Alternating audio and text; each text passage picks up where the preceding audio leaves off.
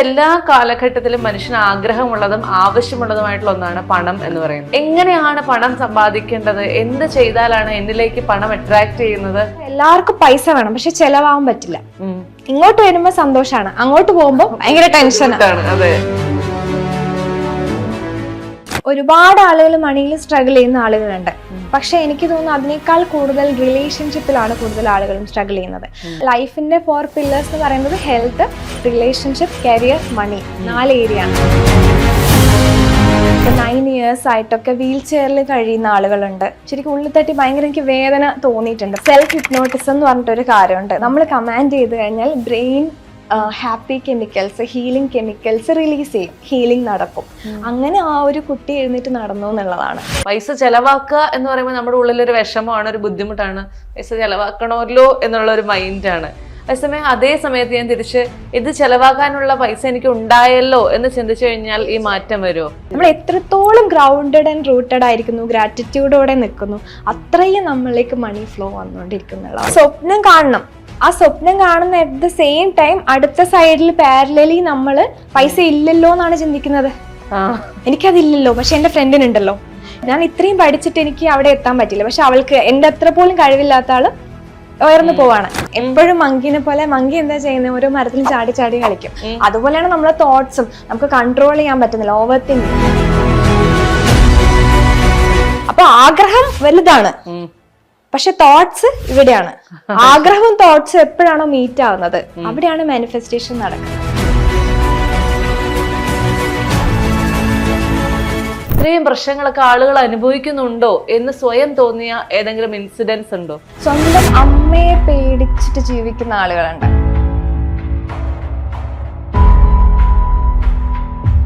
എപ്പോഴും അമ്മയുടെ കയ്യിലാണ് അവരുടെ ചാവി. അതായത് അമ്മ പറയുന്ന പോലെ എല്ലാം ചെയ്യണം, അമ്മ പറയുന്ന പോലെ ഡ്രസ്സ് ഇടണം, അല്ലെങ്കിൽ അവർക്കൊരു ടെൻഷൻ വരും. അമ്മയാണ് കൺട്രോൾ ചെയ്യുന്നത് അവരെ. അപ്പോൾ അതെനിക്ക് തോന്നിയിട്ടുണ്ട്, ഓ ഇങ്ങനെയും ഫ്രീഡം ഇല്ലാത്ത ആളുകളുണ്ടോ. അപ്പൊ സ്വയം എപ്പോഴാണ് തിരിച്ചറിഞ്ഞത് എനിക്ക് ഇങ്ങനെ ഒരു മാറ്റം വരേണ്ടതുണ്ട് എന്നുള്ള ആ തിരിച്ചറിവുണ്ടെങ്കിലല്ലേ നമുക്ക് ഇതൊക്കെ ചെയ്യാൻ പറ്റുള്ളൂ? നമ്മളെല്ലാവരും വൂണ്ടഡ് ആയിട്ടുള്ള ഇൻഡിവിജ്വൽ ആണ്. ഉള്ളിൽ ഒരുപാട് മുറിവുകൾ അറിയാതെ വന്നതുണ്ട്. പാരമ്പര്യമായിട്ട് ഇമോഷണൽ ട്രോമ കൈമാറി വരുന്നുണ്ട്. അത് ശരി, അതാർക്കും അറിയില്ല. മനസ്സുകൊണ്ട് നമ്മൾ മനസ്സ് വെച്ചാൽ അത്ഭുതങ്ങൾ ഉണ്ടാക്കാൻ പറ്റുമോ എന്ന് ചോദിച്ചു കഴിഞ്ഞാൽ തീർച്ചയായിട്ടും ഉണ്ടാക്കാൻ പറ്റും. കാരണം ഞാനിപ്പോ സ്റ്റുഡൻസിന് പറഞ്ഞു കൊടുക്കുന്നത് എനിക്ക് റിസൾട്ട് കിട്ടിയ കാര്യങ്ങളാണ്. ഇപ്പൊ എനിക്ക് പറ്റുമെങ്കിൽ ഹ്യൂമൻ ബീങ് ആയി ജനിച്ച എല്ലാവർക്കും തന്നെ മനസ്സ് ഉപയോഗിച്ച് ഏത് രീതിയിലും അവരുടെ ലൈഫ് ട്രാൻസ്ഫോം ചെയ്യാൻ ഉറപ്പായിട്ടും സാധിക്കും.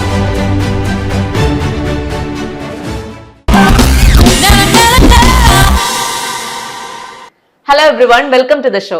നമ്മുടെ മനസ്സിന് അപാരമായ ശക്തിയുണ്ട്. ഈ മനസ്സുകൊണ്ട് നമുക്ക് അത്ഭുതങ്ങൾ സൃഷ്ടിക്കാൻ പറ്റുമെന്ന് ഞാൻ പെട്ടെന്ന് പറയുമ്പോൾ എനിക്ക് വട്ടാണോ എന്ന് വിചാരിക്കും. പക്ഷെ അത്തരത്തിലുള്ള അത്ഭുതങ്ങൾ സൃഷ്ടിക്കുന്ന, അത് ഒരുപാട് പേർക്ക് ആ അത്ഭുതങ്ങളെ യാഥാർത്ഥ്യമാക്കി കൊടുക്കുന്ന ഒരു ലൈഫ് കോച്ചാണ് നമ്മളോടൊപ്പം ഉള്ളത്. മൈൻഡ് മാസ്റ്റർ കോച്ചായിട്ടുള്ള ഡോക്ടർ ശ്രീവിദ്യയാണ്. Sreevidya, welcome to the show. Thank you. ഞാൻ ആദ്യം പറഞ്ഞ പോലെ പെട്ടെന്ന് ഒറ്റ വാക്കിൽ ചോദിക്കുകയാണ്, മനസ്സുകൊണ്ട് നമ്മൾ മനസ്സ് വെച്ചാൽ അത്ഭുതങ്ങൾ ഉണ്ടാക്കാൻ പറ്റുമോ എന്ന് ചോദിച്ചു കഴിഞ്ഞാൽ ഡോക്ടർ എന്ത് പറയും? തീർച്ചയായിട്ടും ഉണ്ടാക്കാൻ പറ്റും. കാരണം ഞാനിപ്പോ സ്റ്റുഡൻസിന് പറഞ്ഞു കൊടുക്കുന്നത് എനിക്ക് റിസൾട്ട് കിട്ടിയ കാര്യങ്ങളാണ്. ഇപ്പൊ എനിക്ക് പറ്റുമെങ്കിൽ ഹ്യൂമൻ ബീങ് ആയി ജനിച്ച എല്ലാവർക്കും തന്നെ മനസ്സ് ഉപയോഗിച്ച് ഏത് രീതിയിലും അവരുടെ ലൈഫ് ട്രാൻസ്ഫോം ചെയ്യാൻ ഉറപ്പായിട്ടും സാധിക്കും. പക്ഷെ ഞാനിപ്പോ ഒരുപാട് പേരുടെ ഇങ്ങനെ മനസ്സുകൊണ്ട് അത്ഭുതങ്ങൾ ഉണ്ടാക്കാന്ന് പറയുന്ന ഒത്തിരി പേരുടെ ക്ലാസ്സുകൾ കേൾക്കുമ്പോഴും എനിക്ക് അപ്പോഴും ഒരു സംശയം വരും, എന്നാലും ഇവര് കുറച്ച് തള്ളലായിരിക്കോ, ഇതൊക്കെ സത്യമായിരിക്കോ എന്നുള്ള ഒരു സംശയം എപ്പോഴും വരാറുണ്ട്. ആ സംശയം എങ്ങനെ മാറ്റിയെടുക്കാൻ പറ്റുന്നേ? അതായത് നമ്മളിപ്പം കാര്യങ്ങൾ കേൾക്കുന്നത് ബോധ മനസ്സ് വെച്ചിട്ടാണ്. നമുക്ക് 2 ടൈപ്പ് മനസ്സുണ്ട്, ബോധ മനസ്സ്, ഉപബോധ മനസ്സ്. അപ്പൊ വീണ പറയുന്നത് ഞാൻ കേൾക്കുകയാണ്, അത് കേൾക്കുന്നത് എന്റെ കോൺഷ്യസ് മൈൻഡാണ് കേൾക്കുന്നത്. കോൺഷ്യസ് മൈൻഡിന്റെ എബിലിറ്റി എന്ന് പറയുന്നത് 0.0000.9% ആണ്. അത് വെച്ചിട്ട് നമുക്ക് ഒന്നും ചെയ്യാൻ പറ്റില്ല. അപ്പൊ നമ്മളെ ലൈഫിൽ മനസ്സ് ഉപയോഗിച്ച് എന്തെങ്കിലും നേടിയെടുക്കുക എന്ന് പറയുന്നത് സബ് കോൺഷ്യസ് മൈൻഡിന്റെ കാര്യമാണ് ആളുകൾ പറയുന്നത്. ബാക്കി 99% കഴിവും എബിലിറ്റിയും ഇരിക്കുന്നത് സബ് കോൺഷ്യസ് മൈൻഡാണ്. Subconscious mind emotional mind ആയതുകൊണ്ട് തന്നെ അപ്പൊ ഇമോഷൻസിനെ പഠിച്ച് ഇമോഷൻസിനെ നമ്മൾ മാസ്റ്റർ ചെയ്ത് കഴിഞ്ഞാൽ മാത്രമാണ് നമുക്ക് മനസ്സിന്റെ കപ്പാസിറ്റി എല്ലാ ഏരിയയിലും ഉപയോഗിക്കാൻ പറ്റുള്ളൂ. കേൾക്കുമ്പോ ഭയങ്കര കോംപ്ലിക്കേറ്റഡ് ആയിട്ട് തോന്നുന്നു. പക്ഷെ ഇത്ര കോംപ്ലിക്കേഷൻ ഉണ്ടോ ഈ ജോയിൻ ചെയ്ത്? എല്ലാരും പറയാറുണ്ട് ഞാൻ സംസാരിക്കുമ്പോൾ കുറച്ച് കോംപ്ലിക്കേറ്റഡ് ആയി തോന്നാറുണ്ട് എന്നുള്ളത്. പക്ഷെ നിങ്ങൾ ക്ലാസ്സിൽ വന്ന് എക്സ്പീരിയൻസ് ചെയ്യുമ്പോൾ അത്രയും സിമ്പിൾ ആണ് കാര്യങ്ങൾ. എനിക്കിപ്പോ വളരെ കുറച്ച് സമയമുള്ളൂ, ഒരു 2 ആഴ്ച അല്ലെങ്കിൽ 3 ആഴ്ചയേ ഉള്ളൂ. അതുകൊണ്ട് എനിക്ക് ഈ മാനിഫെസ്റ്റേഷൻ എന്നൊക്കെ പറയുന്നത് നമുക്ക് ഇങ്ങനെയൊക്കെയുള്ള ക്ലാസ്സുകൾ അറ്റൻഡ് ചെയ്ത് അതിന്റെ പൂർണ്ണ ഗുണം കിട്ടുമോ എന്ന് ചോദിച്ചാൽ എന്തായിരിക്കും ഡോക്ടർ പറയുക? ഞാൻ എല്ലാവരോടും പറയുന്നത് നിങ്ങൾ മാനിഫെസ്റ്റേഷൻ എന്നുള്ള കാര്യം ഫിക്സ് ചെയ്തിട്ട് ഇങ്ങനെയുള്ള ക്ലാസ്സുകളിൽ വരാൻ പാടില്ല. കാരണം എനിക്കൊരു വീട് വെക്കണം, എനിക്ക് 1 CR റുപ്പീസ് വേണം, അല്ലെങ്കിൽ എനിക്ക് കാറ് വേണം, എനിക്ക് അല്ലെങ്കിൽ മറ്റവരെ പോലെയാണ് ഇവരെ പോലെയാണ്, അങ്ങനെ ആഗ്രഹങ്ങൾ നിങ്ങൾക്ക് ഉണ്ടാവാം. പക്ഷെ ആ ആഗ്രഹങ്ങളുമായിട്ട് ഒരുപാട് ഒബ്സസ്ഡ് ആവാൻ പാടില്ല. ഒരുപാട് അതിനെപ്പറ്റി എനിക്ക് വേണം വേണം വേണം എന്നുള്ളത് നമുക്കൊരു ഉള്ളിലൊരു ലാക്ക് ഫീലിംഗ് ആണ് കിട്ടുന്നത്. അത് ഇല്ലല്ലോ എന്നുള്ള ഫീലിംഗ് ആണ് കിട്ടുന്നത്. അപ്പൊ ആ ഇല്ലല്ലോ എന്നുള്ളൊരു വൈബ്രേഷനിൽ ആ ഒരു എനർജിയിൽ നമ്മൾ വൈബ്രേറ്റ് ചെയ്യുന്ന സമയത്ത് നമുക്കത് നമ്മളടുത്ത് അകന്നു പോകും. അപ്പം നമ്മൾ എന്ത് ചെയ്യുന്നു, ഇമോഷണലി ആ ഗോളുമായിട്ട് ഡിറ്റാച്ച്ഡ് ആവാൻ വേണ്ടിയിട്ട് പഠിപ്പിക്കുന്നു. അപ്പൊ നമ്മൾ എപ്പോ അതിൽ നിന്ന് ഡിറ്റാച്ച്ഡ് ആവുന്നു അപ്പൊ നമ്മളടുത്തേക്ക് അത് എത്തും.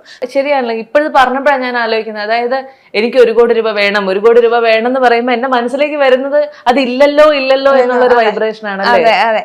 അപ്പൊ ഈ കോഴ്സിൽ ഇരുന്ന് കഴിഞ്ഞാൽ നമുക്ക് അതിനൊരു മാറ്റം കൊണ്ടുവരാൻ പറ്റുമോ? അത് എന്റെ മൈൻഡ് അല്ലേ ഈ പറഞ്ഞുകൊണ്ടിരിക്കുന്നത്, ആ മൈൻഡിനെ പോസിറ്റീവ് ആക്കാൻ പറ്റുമോ? അത് പറയുന്നത് മങ്കി മൈൻഡ് എന്ന് ഞാൻ പറയും. എപ്പോഴും മങ്കിനെ പോലെ, മങ്കി എന്താ ചെയ്യുന്നത്, ഓരോ മരത്തിലും ചാടി ചാടി കളിക്കും.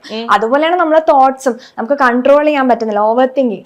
ആ മങ്കി മൈൻഡ് നമ്മൾ റെഡി ആക്കിയിട്ട് അവിടെ ഒരു സ്പേസ് ഇട്ട് കഴിഞ്ഞാൽ മാനിഫെസ്റ്റേഷനുള്ള സ്പേസ് ആയി. അവിടെ മാനിഫെസ്റ്റ് ചെയ്യാന്ന് പറയുന്നത് ഇപ്പം നമ്മൾ ആഗ്രഹിക്കുന്ന കാറിന് ഒരു ഫ്രീക്വൻസിയുടെ എനർജി ഉണ്ട്. ഫിസിക്സ് പെർസ്പെക്റ്റീവിൽ പറയുകയാണെങ്കിൽ നമ്മളെല്ലാം എനർജിയാണ്. വീണ സംസാരിക്കുന്നത് എനർജി വേവ്സ് ആയിട്ട് പോകുന്നുണ്ട്, ഞാൻ സംസാരിക്കുന്നത് വേവ്സ് ആയിട്ട് പോകുന്നുണ്ട്, വൈഫൈ സിഗ്നൽ പോകുന്നുണ്ട്. പക്ഷെ നമുക്ക് കണ്ണുകൊണ്ട് കാണാൻ പറ്റുന്നില്ല, അത് ഇൻവിസിബിൾ ആണ്. പക്ഷെ നമ്മൾ ഉണ്ടെന്ന് വിശ്വസിക്കുന്നില്ലേ? വൈഫൈ സിഗ്നൽ ഉള്ളത് കൊണ്ടല്ലേ നമ്മൾ ജീവിച്ചു പോകുന്നത്. അപ്പൊ അതുപോലെ തന്നെ നമ്മളെ തോട്ട്സിനും നമ്മളെ ഇമോഷൻസിനും ഫ്രീക്വൻസി ഉണ്ട്. അപ്പോ നമ്മൾ ആഗ്രഹിക്കുന്ന ആ ഒരു BMW അല്ലെങ്കിൽ ബെൻസ്, എന്തായാലും സാധാരണ ഒരു കാർ ആണെങ്കിൽ ശരി, അതിനൊരു ഫ്രീക്വൻസി ഉണ്ട്. ആ ഫ്രീക്വൻസിയിലോട്ട്, ആ എനർജിയിലോട്ട് നമ്മൾ എപ്പോൾ നമ്മളുടെ ഫ്രീക്വൻസി അപ്ഗ്രേഡ് ചെയ്യുന്നോ അപ്പോഴേ നമുക്കത് കിട്ടുള്ളൂ. അല്ലാതെ നമ്മളിവിടെ ലാക്ക് ഫ്രീക്വൻസിയിൽ ഇരുന്നുകൊണ്ട് അയ്യോ എനിക്ക് അതില്ലല്ലോ, എന്റെ ഫ്രണ്ട് അത് നേടിയല്ലോ, എന്റെ ഫ്രണ്ട് അത് നേടിയല്ലോ എന്ന് പറയുമ്പോൾ അവിടെ ജലസി ഫ്രീക്വൻസിയാണ് ഉണ്ടാക്കുന്നത്. അതായത് അസൂയ, കുശുമ്പ് എന്ന് പറയുന്നത്. അപ്പൊ അവിടെ ആ ഒരു ജലസി ഫ്രീക്വൻസി നമുക്ക് കിട്ടുമ്പോൾ നമ്മൾ ഒരു സ്റ്റെപ്പ് താഴേക്കാണ് പോകുന്നത്. ഒരു സ്റ്റെപ്പ് താഴേക്ക് പോകുന്നു, ആ ഫ്രണ്ട് ഉയർന്നുയർന്നു പോവാണ്. അപ്പൊ ആ ഫ്രണ്ടിന്റെ കൂടെ നിങ്ങൾക്ക് എത്തണമെങ്കിൽ ആ ഫ്രണ്ടിന്റെ ആ അച്ചീവ്മെന്റിൽ നിങ്ങൾ ഹാപ്പി ആവാൻ ശ്രമിക്കുക എന്നുള്ളതാണ്. അപ്പം യൂണിവേഴ്സ് കാണിച്ചു തരുകയാണ്, ഇന്ന് നിങ്ങളുടെ ഫ്രണ്ടിന് ഇത് കിട്ടുകയാണെങ്കിൽ നാളെ നിങ്ങൾക്കുള്ളതാണിത്. പക്ഷെ നമ്മൾ എന്ത് ചെയ്യും, അയ്യോ അവര് രക്ഷപ്പെട്ടു പോയല്ലോ, ഞാൻ എവിടെ എത്തിയല്ലോ, നമ്മൾ താഴേക്ക് പോകും. ശരിക്കും പറഞ്ഞാൽ നമ്മൾ അവർക്ക് വേണ്ടി ആ ഒരു ഹാപ്പിനെസ്സിൽ പങ്കുചേരുമ്പോൾ നമ്മളും അവരും സെയിം ഫ്രീക്വൻസി ആവുന്നു. നാളെ നമ്മളുടെ ഗോളും നമ്മളുടെ അടുത്തേക്ക് എത്തുന്നു. ഇവിടെ ഇപ്പൊ ഡോക്ടർ പറഞ്ഞില്ലേ, 2 പേരും ഒരുപോലെ അയാളുടെ ഉയർച്ചയിൽ നമ്മൾ സന്തോഷിക്കുമ്പോൾ ആ ഫ്രീക്വൻസിയിലേക്ക് എത്താൻ പറ്റുന്നത്. പക്ഷെ ഒരുപാട് ആളുകൾ പുറത്ത് പറഞ്ഞില്ലെങ്കിൽ പോലുള്ള ഒരു സത്യമാണ്. എനിക്ക് വളരെ സന്തോഷമാണ് എന്റെ സുഹൃത്ത് വളരെ ഉയർന്നു പോകുന്നത് നമ്മൾ പറയുന്നുണ്ട്, പക്ഷെ ഉള്ളിന്റെ ഉള്ളിൽ നമുക്ക് ടെൻഷനാണ്. അയ്യോ എന്നാലും എനിക്കിതൊന്നും പറ്റുന്നില്ലല്ലോ, എന്റെ ലൈഫ് എന്താ ഇങ്ങനെയാകുന്നത്, അതിനെന്താ ചെയ്യാൻ പറ്റുക? അത് ഞാൻ പറഞ്ഞില്ലേ, ചെറുപ്പം തൊട്ടേലെ കണ്ടീഷനിങ് ആണ് അത്. അതായത് ചെറുപ്പത്തില് നമുക്കിങ്ങനെ മറ്റുള്ളവരുടെ ഹാപ്പിനെസ്സിൽ സന്തോഷിക്കാനൊന്നും നമ്മൾ പഠിച്ചിട്ടില്ല. കാരണം നമ്മളെ പേരൻസ് തമ്മിൽ ചിലപ്പോൾ സംസാരിക്കുന്നുണ്ടാവും, അവര് വീട് വെച്ച് ഇവര് കാറ് വാങ്ങിച്ചു, നമുക്കതില്ലല്ലോ എന്ന് പറഞ്ഞ് ഡിസ്കസ് ചെയ്യുന്നുണ്ടാവും. അപ്പൊ നമ്മൾ ആസ് എ ചൈൽഡ് നമ്മൾ വളർന്നു വരുമ്പോൾ ഇതൊരു തെറ്റാണ്, ഇത് ഈ ഒരു സിറ്റുവേഷനിൽ നമ്മൾ ഈ ഫീലിംഗ് ആണ് കൊടുക്കേണ്ടത് നമ്മൾ പ്രോഗ്രാം ചെയ്ത് വെച്ചിട്ടുണ്ട് ചെറുപ്പം തൊട്ടേ. പക്ഷേ നമ്മളുടെ ബ്രെയിൻ ഇപ്പൊ 21 വയസ്സാകുമ്പോൾ ഡെവലപ്പ് ചെയ്ത് കഴിഞ്ഞാൽ നമുക്ക് തന്നെ നമ്മൾ ഐഡന്റിറ്റി ഷിഫ്റ്റ് ചെയ്യാം. അത് നമ്മൾ പേരൻസിനെ ബ്ലെയിം ചെയ്യേണ്ട ആവശ്യമില്ല, കാരണം അവർക്ക് അതായിരിക്കും അവരുടെ പാസ്റ്റിൽ കിട്ടിയിട്ടുണ്ടാവുക. അപ്പോ നമ്മൾ എന്ത് ചെയ്യുക, നമ്മളുടെ ആ ഒരു ഷാഡോ, ഇതിന് ഷാഡോ എന്നാണ് പറയുന്നത്. അതായത് നമ്മൾ ഈ പുറത്ത് കാണിക്കുന്ന മാസ്ക് ഉണ്ടല്ലോ, ചിരിക്കുക, നല്ല രീതിയിൽ സംസാരിക്കുക, ഇതെല്ലാം നമ്മള് യഥാർത്ഥത്തില് ഉള്ളിൽ നമുക്ക് വേറൊരു വേർഷൻ ഉണ്ട്, നമ്മുടെ ഡാർക്ക് സൈഡ്, നമ്മുടെ ഷാഡോസ്. അപ്പൊ ഈ ഷാഡോ വർക്ക് ചെയ്യാൻ പറ്റും നമുക്ക്. ഈ ഒരു നെഗറ്റീവ് സൈഡും കൂടെ നമുക്ക് പോസിറ്റീവ് സൈഡ് എങ്ങനെ നമ്മൾ അക്സെപ്റ്റ് ചെയ്യുന്നു, അതുപോലെ നെഗറ്റീവ് സൈഡും ഒരേപോലെ സ്നേഹിക്കാൻ നമുക്ക് പറ്റും എന്നുള്ളതാണ്. ഇപ്പൊ ഒരു ലൈഫ് കോച്ച് എന്ന് പറയുമ്പോഴത്തേക്കും നമ്മൾ പുറമെ ആരോടും പറയാത്ത രഹസ്യമായി വെച്ചേക്കുന്ന നമ്മുടെ വേദനകൾ അല്ലെങ്കിൽ നമ്മുടെ ടെൻഷനുകളൊക്കെ വന്ന് പറയുന്ന ആളായിരിക്കും അല്ലെ. ഡോക്ടർ അങ്ങനെയുള്ള ഒരാളാണ്. അപ്പൊ ആളാര് എന്നൊന്നും പറയാതെ അങ്ങനെ കേട്ടപ്പോ എന്റെ ദൈവമേ ഇത്രയും പ്രശ്നങ്ങളൊക്കെ ആളുകൾ അനുഭവിക്കുന്നുണ്ടോ എന്ന് സ്വയം തോന്നിയ ഏതെങ്കിലും ഇൻസിഡൻസ് ഉണ്ടോ?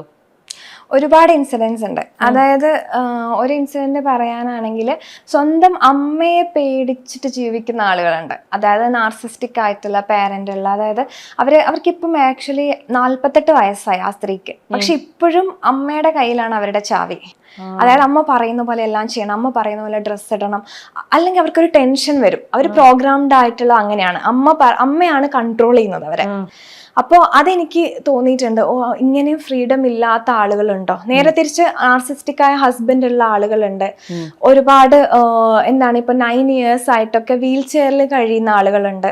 അപ്പം അവരോടൊക്കെ എനിക്ക് ശരിക്കും ഉള്ളിൽ തട്ടി ഭയങ്കര എനിക്ക് വേദന തോന്നിയിട്ടുണ്ട്. പക്ഷെ അതിൽ സന്തോഷം തരുന്ന ഒരു കാര്യം എന്താന്ന് വെച്ചാൽ ക്ലാസ്സിൽ വന്നിട്ട് വിത്തിൻ ഒരു എനിക്ക് തോന്നുന്നു ഒരു 30 days ആവുമ്പോൾ തന്നെ അവര് 4 സ്റ്റെപ്പ് വെച്ചു എന്നുള്ളതാണ്. ശരി. അതെ, സെൽഫ് ഹിപ്നോട്ടിസം എന്ന് പറഞ്ഞിട്ടൊരു കാര്യമുണ്ട്. നമുക്ക് വേണ്ട ബോഡി നമുക്ക് ശരിക്കും കമാൻഡ് ചെയ്ത് കഴിഞ്ഞാൽ നമ്മളെ ബോഡി നമ്മൾ പറയുന്ന പോലെ കേൾക്കും. നമ്മൾ കമാൻഡ് ചെയ്ത് കഴിഞ്ഞാൽ brain happy chemicals, healing chemicals release ചെയ്യും. അപ്പൊ കമാൻഡ് ചെയ്ത് കഴിഞ്ഞാൽ നമ്മളെ ബ്രെയിൻ ആ രീതിയിലുള്ള കെമിക്കൽ ബോഡിയിൽ റിലീസ് ചെയ്യും, ഹീലിംഗ് നടക്കും. അങ്ങനെ ആ ഒരു കുട്ടി എഴുന്നേറ്റ് നടന്നു എന്നുള്ളതാണ്. 9 വർഷമായിട്ട് ബെഡ് റിഡൺ ആയ കുട്ടി. അപ്പൊ ഡോക്ടർക്ക് തന്നെ സ്വയം അത്ഭുതം തോന്നിയോ അതോ ഇത് നടക്കുമെന്നുള്ള കാര്യം ഉറപ്പായിരുന്നു? നടക്കുമെന്നുള്ള കാര്യം 100% ഉറപ്പായിരുന്നു. ഇപ്പൊ ഞാൻ ഒരു ഭാഗമാവുന്നല്ലേ ഉള്ളൂ. ഇപ്പൊ ഞാൻ അവരെ കംപ്ലീറ്റ് ഹീൽ ചെയ്തു ഞാൻ എന്നുള്ളതിൽ എനിക്ക് അവകാശപ്പെടാൻ പറ്റില്ല. കാരണം എന്നിലൂടെ അവര് ഹീലായിന്നേ ഉള്ളൂ. ഞാൻ അവർ മെന്ററായിട്ട് അവരെ ഹെൽപ്പ് ചെയ്തു എന്നുള്ളതാണ്. മനുഷ്യന്റെ മനസ്സ് വളരെ കോംപ്ലിക്കേറ്റഡ് ആണ്. അപ്പൊ ഏത് പ്രായത്തിലാണ് എനിക്കൊരു പ്രശ്നം ഉണ്ടാവാന്ന് അറിയില്ല. അപ്പൊ എനിക്ക് കുറച്ച് സമാധാനപരമായ ജീവിതം ചെറിയ കാലം തൊട്ടേ ഉണ്ടാവണമെന്നുണ്ടെങ്കിൽ ഏത് പ്രായം മുതലായിരിക്കും ഇങ്ങനെ ഒരു ലൈഫ് കോച്ചിങ് സെഷൻസ് ഒക്കെ എടുക്കാൻ പറ്റുക? ചെറിയ കുട്ടികൾക്കൊക്കെ നമുക്ക് ചെറിയ മൈൻഡ് പവർ ടെക്നിക്ക് പറഞ്ഞു കൊടുക്കാൻ പറ്റും. പക്ഷേ നമ്മൾ ഈ ചെറിയ കുട്ടികളെ ഈ ഹീലിംഗിലോട്ടും ഇതൊന്നും നമുക്ക് വിളിച്ച് വരുത്താൻ പറ്റില്ല. അവരുടെ ബ്രെയിൻ കംപ്ലീറ്റ് ഡെവലപ്പ് ആയിട്ടുണ്ടാവില്ല. അപ്പൊ 18 വയസ്സ് തൊട്ട് 21 വയസ്സ് വരെയാണ് കംപ്ലീറ്റ് ബ്രെയിൻ ഡെവലപ്പ് ആവുന്നത്. അപ്പോഴും അവരുടെ പെർമിഷൻ എടുത്തിട്ട് നമുക്ക് ഹീലിംഗിന് കൊണ്ടുപോകാൻ പറ്റുള്ളൂ. കാരണം അവരും ഒരു ഇൻഡിവിജ്വൽ ആണ്. ഫോഴ്സ്ഫുള്ളി ഒരു ക്ലാസ്സിന് അവരെ കൊണ്ടുപോകാൻ പറ്റില്ല, അതിന്റെ റിസൾട്ടും കിട്ടില്ല. അപ്പൊ നമുക്ക് ചെറിയ മൈൻഡ് പവർ ടെക്നിക്സ് അവർക്ക് പറഞ്ഞു കൊടുത്തിട്ട് പഠിത്തത്തിൽ കോൺസെൻട്രേഷൻ കിട്ടാനും ഉറക്കം നല്ല രീതിയിൽ റെഡി ആവാനും ഒക്കെ നമുക്ക് പറഞ്ഞു കൊടുക്കാം. പക്ഷെ എന്റെ അഭിപ്രായത്തിൽ നമ്മളെല്ലാവരും വൂണ്ടഡ് ആയിട്ടുള്ള ഇൻഡിവിജ്വൽ ആണ്. ഉള്ളിൽ ഒരുപാട് മുറിവുകൾ അറിയാതെ വന്നതുണ്ട്. നമുക്ക് കോൺഷ്യസ്ലി അല്ലാതെ ഇപ്പം പാരമ്പര്യമായിട്ട് നമുക്ക് അസുഖങ്ങൾ വരുന്നു എന്ന് ആൾക്കാർ പറയാറില്ലേ. പാരമ്പര്യമായിട്ട് ഇമോഷണൽ ട്രോമ കൈമാറി വരുന്നുണ്ട്. അതാർക്കും അറിയില്ല.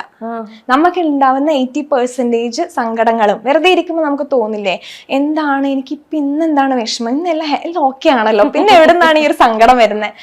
അപ്പൊ അത് ജനറേഷണൽ ട്രോമയാണ്. 80% നമ്മളെ ആൻസിസ്റ്റേഴ്സിന്റെ അടുത്തുനിന്ന്, പൂർവികരുടെ അടുത്തുനിന്ന് നമുക്ക് കൈമാറി വന്ന ട്രോമയാണ്. അപ്പൊ ഇതൊക്കെ മാറണമെങ്കിൽ ആ ബ്രെയിൻ കംപ്ലീറ്റ് ഡെവലപ്പ് ആയി കഴിഞ്ഞാൽ നിങ്ങൾ എന്ത് ചെയ്യുക, ആ കുഞ്ഞിനെ ഹീലിങ്ങിന് വിടുക എന്നുള്ളതാണ്.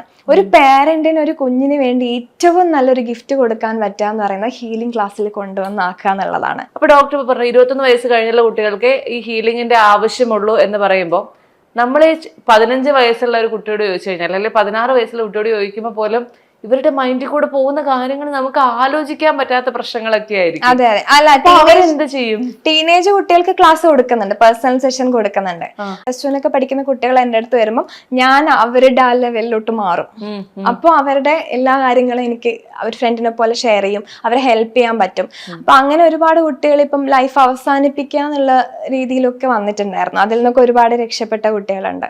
ഇനി നമ്മൾ ഈ കുഞ്ഞുങ്ങളുടെ അടുത്തുനിന്ന് അടുത്തൊരു ഫേസിലേക്ക്, അതായത് കപ്പിളിലേക്ക് വന്നു കഴിഞ്ഞാൽ ഒരുപാട് ഭാര്യയ്ക്ക് അല്ലെങ്കിൽ ഭർത്താവിന് ഇൻസെക്യൂരിറ്റീസ് ഉള്ള ഒരുപാട് പെയേഴ്സ് ഞാൻ കണ്ടിട്ടുണ്ട്. അതായത് അയ്യോ എന്റെ ഭർത്താവിന് ഒത്തിരി ലേഡി സുഹൃത്തുക്കളുണ്ട്, അവരോടൊക്കെ ആവശ്യത്തിൽ കവിഞ്ഞ സ്നേഹം കാണിക്കോ അല്ലെങ്കിൽ അടുപ്പം കാണിക്കോ.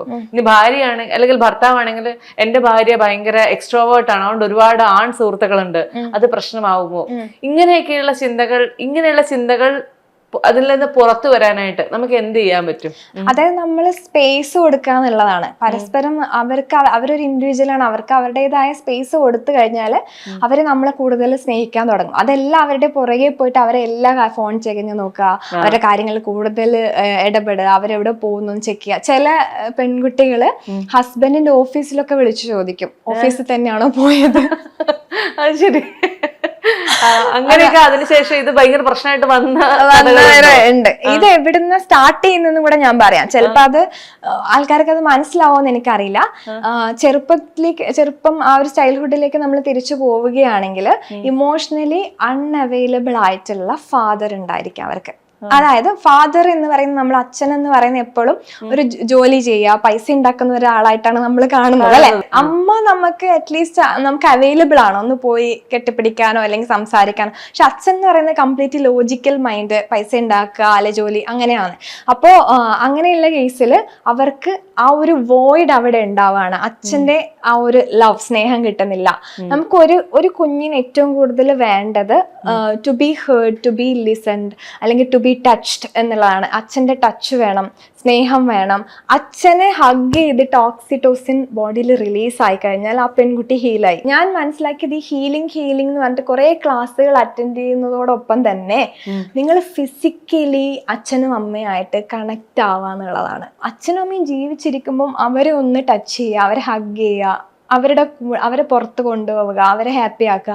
അപ്പം നമുക്ക് വേണ്ട, ശരിക്കും ഞാൻ പേഴ്സണലി അനുഭവിച്ചത്, ഞാൻ എൻ്റെ ഹീലിംഗ് പീരീഡിൽ ഞാൻ എൻ്റെ ചൈൽഡ്ഹുഡിലോട്ട് തിരിച്ചു പോയിട്ട് ഞാൻ കരയുന്നതായിട്ടാണ് കണ്ടത്, അച്ഛൻ്റെ ഹഗ് കിട്ടാൻ വേണ്ടിയിട്ട്.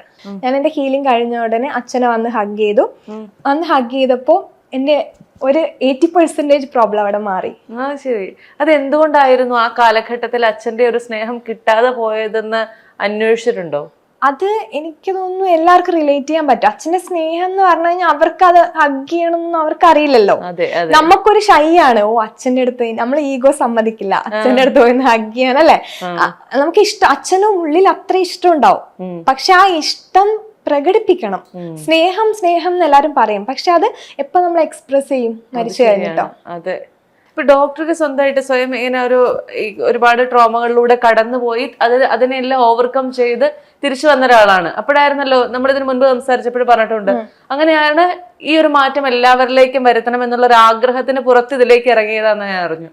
അപ്പൊ സ്വയം എപ്പോഴാണ് തിരിച്ചറിഞ്ഞത് എനിക്ക് ഇങ്ങനെ ഒരു മാറ്റം വരേണ്ടതുണ്ട് എന്നുള്ള ആ തിരിച്ചറിവുണ്ടെങ്കിലല്ലേ നമുക്ക് ഇതൊക്കെ ചെയ്യാൻ പറ്റുള്ളൂ? ഞാൻ എങ്ങനെയാ ഇതിലേക്ക് എത്തിയെന്ന് വെച്ചാൽ എനിക്കെല്ലാം ഉണ്ടായിരുന്നു ആ സമയത്ത്. നല്ല ജോബ് ഉണ്ടായിരുന്നു, നല്ല സാലറി ഉണ്ടായിരുന്നു, നല്ല ഹസ്ബൻഡ് ഉണ്ട്, എല്ലാം ഉണ്ട്. എന്നിട്ടും എന്താണ് എൻ്റെ ഉള്ളിൽ എന്തോ ഒരു തോട്ട് വന്നുകൊണ്ടിരിക്കുകയാണ്, ഇതെല്ലാം എനിക്ക് ഇതിൽ കൂടുതൽ വേണം, ഞാൻ കുറച്ചുകൂടെ നല്ല ലൈഫ് ഡിസേർവ് ചെയ്യുന്നുണ്ട്.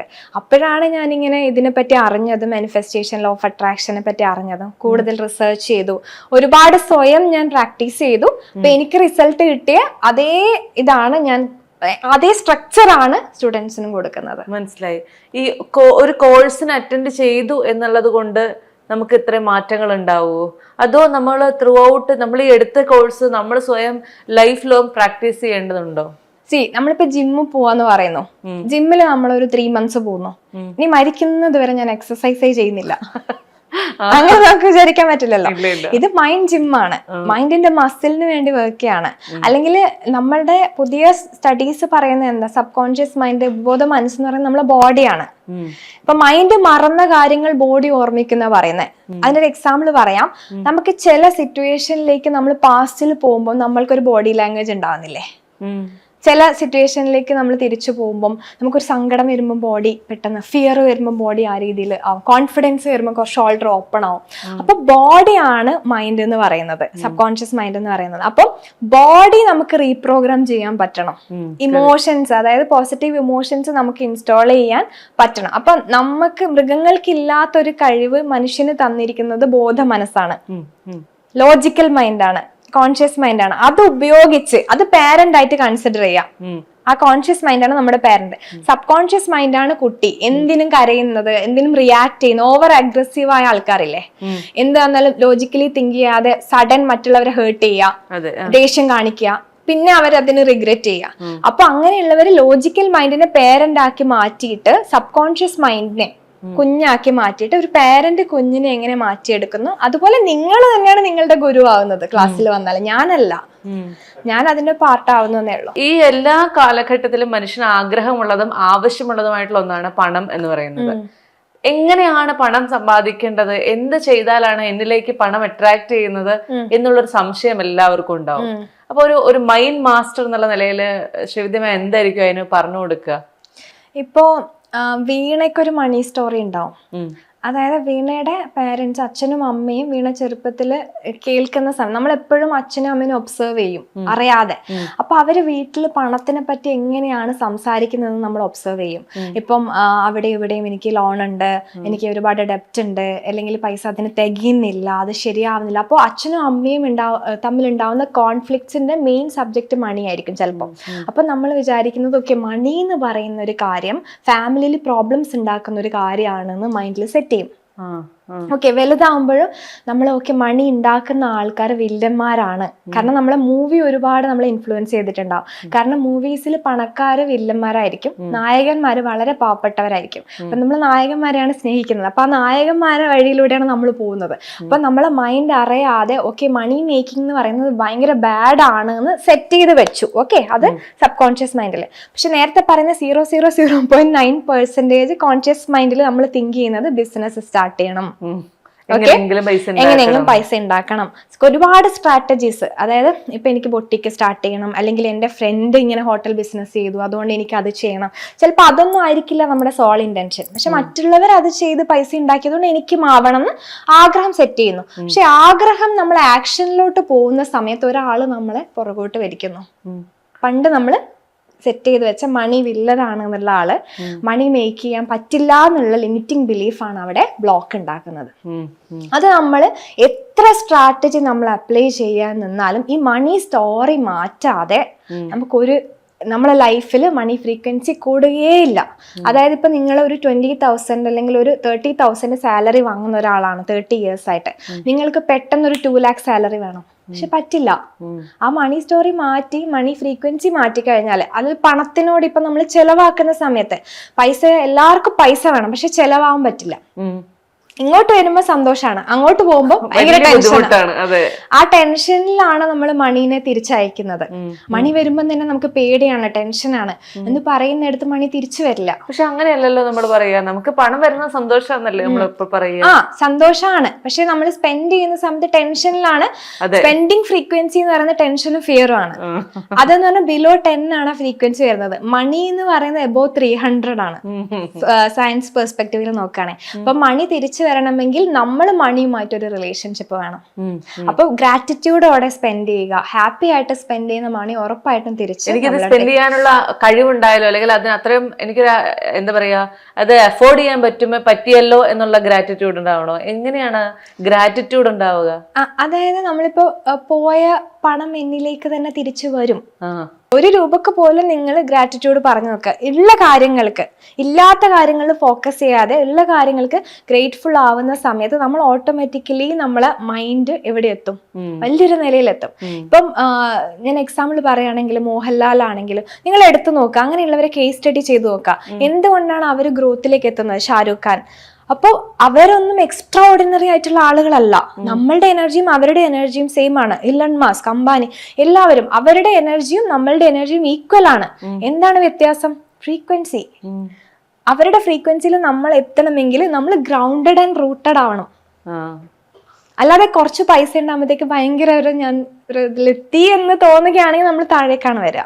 നമ്മൾ എത്രത്തോളം ഗ്രൗണ്ടഡ് ആൻഡ് റൂട്ടഡ് ആയിരിക്കുന്നു, ഗ്രാറ്റിറ്റ്യൂഡോടെ നിൽക്കുന്നു, അത്രയും നമ്മളിലേക്ക് മണി ഫ്ലോ വന്നുകൊണ്ടിരിക്കുന്നുള്ളതാണ്. അപ്പൊ ഞാനൊരു സംശയം ചോദിക്കട്ടെ. ഇപ്പൊ എനിക്ക് നമ്മൾ ആദ്യം പറഞ്ഞ പോലെ പൈസ ചെലവാക്കുക എന്ന് പറയുമ്പോൾ നമ്മുടെ ഉള്ളിലൊരു വിഷമമാണ്, ഒരു ബുദ്ധിമുട്ടാണ്. പൈസ ചെലവാക്കണമല്ലോ എന്നുള്ള ഒരു മൈൻഡാണ്. അതേസമയം അതേ സമയത്ത് ഞാൻ തിരിച്ച് ഇത് ചെലവാക്കാനുള്ള പൈസ എനിക്ക് ഉണ്ടായല്ലോ എന്ന് ചിന്തിച്ചു കഴിഞ്ഞാൽ മാറ്റം വരുമോ? തീർച്ചയായിട്ടും. അത് നല്ലൊരു പോയിന്റ് ആണ്. നമുക്ക് ലോജിക്കലി തിങ്ക് ചെയ്യണമെങ്കിൽ അങ്ങനെ തിങ്ക് ചെയ്ത് തുടങ്ങാം. നിങ്ങൾ എനിക്ക് ഈ ഡ്രസ്സ് വാങ്ങാൻ പറ്റിയല്ലോ, അല്ലെങ്കിൽ എനിക്ക് എന്റെ അച്ഛനും അമ്മയും എനിക്ക് ഹെൽപ്പ് ചെയ്യാൻ പറ്റിയല്ലോ. അപ്പൊ അങ്ങനെ കിട്ടുന്ന ആ ഒരു ഇതിന് നമ്മൾ ഗ്രേറ്റ്ഫുൾ ആവാന്നുള്ള, ചെറിയൊരു എമൗണ്ട് ആണെങ്കിലും ഇപ്പം സാലറി കുറവാണെങ്കിലും കിട്ടുന്ന സാലറി ഹാപ്പി ആവാന്നുള്ളതാണ്. അപ്പോ കൂടുതൽ നമ്മളെ അടുത്തേക്ക് എത്തുമെന്നുള്ളതാണ്. പക്ഷെ ഞാൻ കേട്ടിട്ടുള്ള ഒരു കാര്യം പറയട്ടെ, നമുക്ക് ഇപ്പൊ ചെറിയ സാലറിയിൽ നമുക്ക് കിട്ടുന്ന 20,000 രൂപയിൽ നമ്മൾ ഹാപ്പി ആവുകയാണെങ്കിൽ നമുക്ക് ഉയരങ്ങളിലേക്ക് എത്താൻ പറ്റില്ല. നമ്മൾ 20-ൽ നിന്ന് 30-ലേക്കും 30-ൽ നിന്ന് 50-ലേക്കും സ്വപ്നം കണ്ടാലേ അത് നടക്കുകയുള്ളൂ എന്ന് പറയുന്നത്, അപ്പൊ അതൊരു രണ്ടും തമ്മിലൊരു കോൺട്രഡിക്ടറി ആയിട്ട് വരുന്നില്ല. സ്വപ്നം കാണണം, ആ സ്വപ്നം കാണുന്ന അറ്റ് ദ സെയിം ടൈം അടുത്ത സൈഡിൽ പാരലലി നമ്മള് പൈസ ഇല്ലല്ലോ എന്നാണ് ചിന്തിക്കുന്നത്. എനിക്കതില്ലല്ലോ, പക്ഷെ എന്റെ ഫ്രണ്ടിനുണ്ടല്ലോ, എനിക്ക് അവിടെ ഞാൻ ഇത്രയും പഠിച്ചിട്ട് എനിക്ക് അവിടെ എത്താൻ പറ്റില്ല, പക്ഷെ അവൾക്ക് എന്റെ അത്ര പോലും കഴിവില്ലാത്ത ആള് ഉയർന്നു പോവാണ്. അപ്പൊ അവിടെ ബാലൻസിങ് കറക്റ്റ് ആവുന്നില്ല, ഇംബാലൻസ് ആവാണ്. അപ്പൊ ആഗ്രഹം വലുതാണ്, പക്ഷെ തോട്ട്സ് ഇവിടെയാണ്. ആഗ്രഹവും തോട്ട്സും എപ്പോഴാണോ മീറ്റ് ആവുന്നത് അവിടെയാണ് മാനിഫെസ്റ്റേഷൻ നടക്കുന്നത്. ഇപ്പൊ ഒരു ലൈഫ് കോച്ച് എന്നുള്ള നിലയിൽ ഒരുപാട് പേരുടെ ജീവിതത്തിൽ വലിയ മാറ്റങ്ങൾ കൊണ്ടുവന്ന ഒരാളെന്നുള്ള നിലയിൽ ഏറ്റവും കൂടുതൽ ആളുകൾ അനുഭവിക്കുന്ന പ്രശ്നം എവിടെയാണ്? ഒരുപാട് ആളുകൾ മണിയിൽ സ്ട്രഗിൾ ചെയ്യുന്ന ആളുകളുണ്ട്, പക്ഷെ എനിക്ക് തോന്നുന്നു അതിനേക്കാൾ കൂടുതൽ റിലേഷൻഷിപ്പിലാണ് കൂടുതൽ ആളുകളും സ്ട്രഗിൾ ചെയ്യുന്നത്. ആ റിലേഷൻഷിപ്പ് നമ്മൾ ഒന്ന് ഓക്കെ ആയി കഴിഞ്ഞാൽ മണിയിലോട്ട് നമുക്ക് ഫോക്കസ് ചെയ്യാൻ പറ്റും എന്നുള്ളതാണ്. കാരണം നമ്മള് ലൈഫിന്റെ 4 പില്ലേഴ്സ് എന്ന് പറയുന്നത് ഹെൽത്ത്, റിലേഷൻഷിപ്പ്, കരിയർ, മണി, 4 ഏരിയ ആണ്. 4ഉം നമുക്ക് ബാലൻസ് ആവണം. ഒന്ന് കൂടുതലും ഒന്ന് ഇവിടെ ആണെങ്കിൽ പറ്റില്ല. ഇപ്പം കരിയറിൽ ഒരുപാട് അച്ചീവ് ചെയ്യുന്ന ആളുകൾ ചിലപ്പോൾ ഡിവോഴ്സ് ആയിരിക്കും. അപ്പൊ അങ്ങനെ എല്ലാം എനിക്ക് തോന്നുന്നു റിലേഷൻഷിപ്പാണ്, അത് കഴിഞ്ഞ് മണി, അത് കഴിഞ്ഞ് ഹെൽത്ത്. കരിയറും ഹെൽത്തും ഒക്കെ ഏകദേശം ഒരുപോലെ തന്നെയാണ്. മണിന്ന് കരിയർ ഇല്ലാത്തതുകൊണ്ടാണല്ലോ മണി പ്രോബ്ലം വരുന്നത്. കറക്റ്റ് ആണ്. അപ്പൊ ഒരു ജനറൽ ആയിട്ട് ഒരു അഡ്വൈസ് കൊടുക്കാമോ എന്ന് ചോദിച്ചു കഴിഞ്ഞാൽ ആളുകൾക്ക് ജനറൽ ആയിട്ട് എന്തായിരിക്കും ഡോക്ടർ പറഞ്ഞു കൊടുക്കുന്ന ഒരു ജനറൽ അഡ്വൈസ്? എനിക്ക് തോന്നാറുള്ളത് നമ്മൾ ഒരു അച്ചീവ്മെന്റ്സിൽ ഒരുപാട് സന്തോഷിക്കാണ്ടിരിക്കുക, ഫെയിലിയറിൽ ഒരുപാട് വിഷമിക്കാണ്ടിരിക്കുക എന്നുള്ളതാണ്. അത് ഇമോഷൻസ് ബാലൻസ് ചെയ്യുക എന്നുള്ളതാണ്. ലൈഫിനെ ഏറ്റവും സിമ്പിൾ ആയിട്ട് കാണാൻ പഠിക്കുക എന്നുള്ളതാണ് എനിക്ക് പറയാനുള്ളത്. ഇപ്പോഴും എനിക്ക് എല്ലാവരോടും പറയാനുള്ളത്, നിങ്ങൾ ചിന്തിക്കുന്ന, നിങ്ങൾ സ്ട്രാറ്റജി ഇടുന്ന, നിങ്ങളുടെ ലോജിക്കൽ മൈൻഡ് കൊണ്ട് നിങ്ങൾക്ക് ലൈഫിൽ രക്ഷപ്പെടാൻ ആർക്കും പറ്റില്ല. നമ്മളുടെ കഴിവിരിക്കുന്നത്, നമ്മളുടെ പവർ ഇരിക്കുന്നത് സബ് കോൺഷ്യസ് മൈൻഡിലാണ്, ഉപബോധ മനസ്സിലാണ്. അതിലേക്ക് നിങ്ങൾ എത്താൻ നിങ്ങൾക്ക് ടൈം കൊടുക്കുക. ഇപ്പൊ ഞാനിത് പറഞ്ഞുകൊണ്ട് നിങ്ങൾ നാളെ തന്നെ അത് റെഡിയാക്കണം എന്ന് എനിക്കിപ്പോ അവകാശപ്പെടാൻ പറ്റില്ല. നിങ്ങൾ നിങ്ങളുടെ ടൈം എടുത്തിട്ട് ചിന്തിച്ച് എപ്പോഴാണ് നിങ്ങൾ ഓക്കെ ആവുന്നത് അപ്പോൾ സബ് കോൺഷ്യസ് മൈൻഡ് നിങ്ങൾ റീപ്രോഗ്രാം ചെയ്ത് നിങ്ങളുടെ ഏറ്റവും നല്ല ലൈഫിലോട്ട്, ട്രാൻസ്ഫോർമേഷനിലോട്ട് എത്താന്നുള്ളതാണ്. അത് എന്നെ തന്നെ ചൂസ് ചെയ്യണമെന്ന് ഞാൻ പറയുന്നില്ല. നിങ്ങൾക്ക് ചിലപ്പോൾ ഒറ്റയ്ക്ക് മാറാൻ പറ്റുമായിരിക്കും. അപ്പൊ ഏതായാലും നിലവിൽ എനിക്ക് തന്നെ അറിയാം, ഒരുപാട് പേരുടെ ജീവിതത്തിൽ മാറ്റങ്ങൾ കൊണ്ടുവരുന്ന ഒരാളാണ്, ഒരുപാട് പേർക്ക് ഒരു പുതുജീവൻ നൽകുന്ന ആളാണ്, അങ്ങനെ തന്നെ പറയാം അല്ലേ? അപ്പൊ അത് ഇനിയും തുടർന്ന് പോകാൻ സാധിക്കട്ടെ. ഞാനടക്കമുള്ള ഒരുപാട് പേരുടെ ലൈഫിലേക്ക് നല്ല തോട്ട്സും നല്ല എന്താ പറയാ വളരെ പോസിറ്റിവിറ്റി കൊണ്ടുവരാനായിട്ട് എല്ലാ കാലത്തും എല്ലാവിധ ആശംസകൾ നേരുകയാണ്. Thank you so much doctor. Thank you.